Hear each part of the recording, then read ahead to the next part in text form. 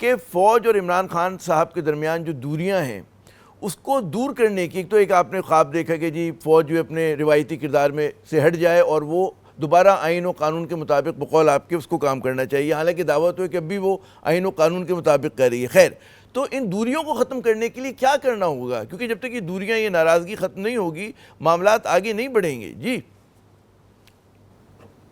देखिए, इसमें देखिए एक तो जाहिर है कि हमसे जो गलती हुई है इन द हाइंडसाइट, जब मैं देखता हूँ कि जो हमने अपने राब्ते ख़त्म कर दिए एस्टैब्लिशमेंट के साथ, और उसके नतीजे में जो पॉइंट ऑफ व्यू है हमारा, वो पॉइंट ऑफ व्यू उस तरह से कम्युनिकेट नहीं हुआ जिस तरीके से हमारे मुखालफों का पॉइंट ऑफ व्यू कम्युनिकेट होता रहा।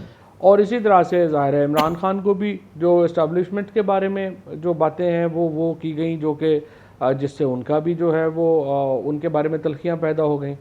तो पहले तो ये है कि तलखियों को आपने नीचे लाना है, और सबसे बड़ी जो तलखी पैदा हुई है वो ये इद्दत केस चलाने से पैदा हुई है, जिसके नतीजे में जो इस कदर आई वुड से कि इस कदर ह्यूमिलिएटिंग है for a former prime minister के ऊपर, क्या किसी आम शहरी के ऊपर अगर आप इस तरह के केस करें, इस तरह की जिरा करें, तो वो तो एक नाकाबिले बर्दाश्त किस्म की सिचुएशन क्रिएट हुई है।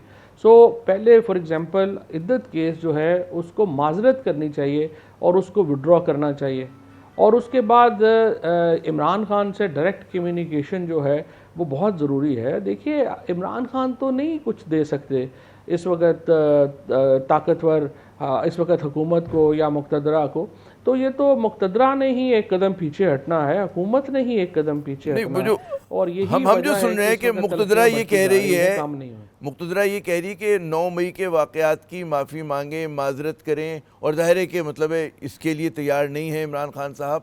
तो कैसे रास्ता निकलेगा? जो जो दोनों तरफ आपने कहा, यकीनन इद्दत का ये तो ऐसा केस देखिए है कि बात यह यकीनन। है कि जी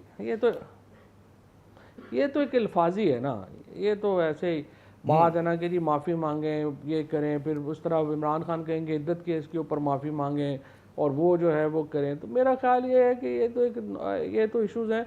पहले कम्युनिकेशन जो है वो बहाल होनी चाहिए, और उसके बाद तलखियाँ बतदरीज जो हैं वो कम हो जाएंगी।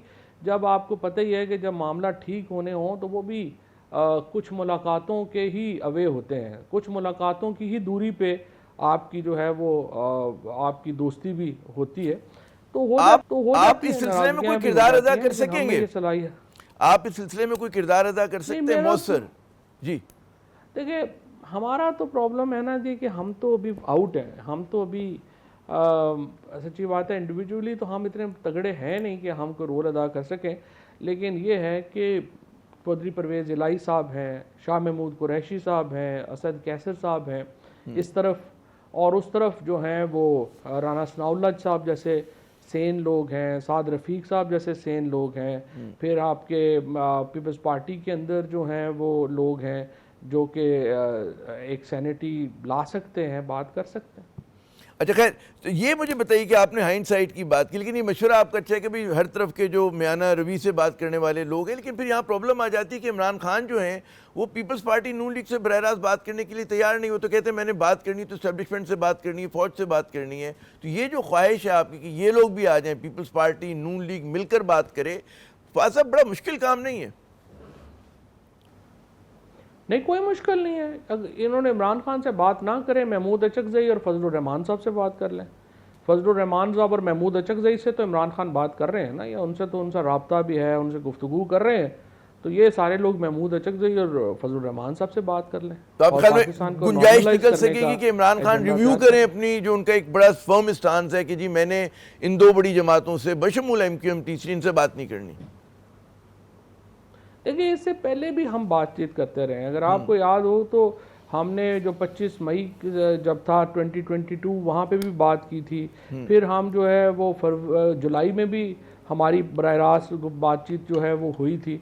तो पॉलिटिक्स तो में बातचीत ही होती है। देखिए ना, हमारे पास हम बंदूकें लेके कोई हम कह लेके तो नहीं ना चढ़ सकते। हम तो पॉलिटिकल वर्कर्स हैं, पॉलिटिशियंस हैं। तो अल्टीमेटली तो आपने बातचीत ही करनी है, और क्या करना है।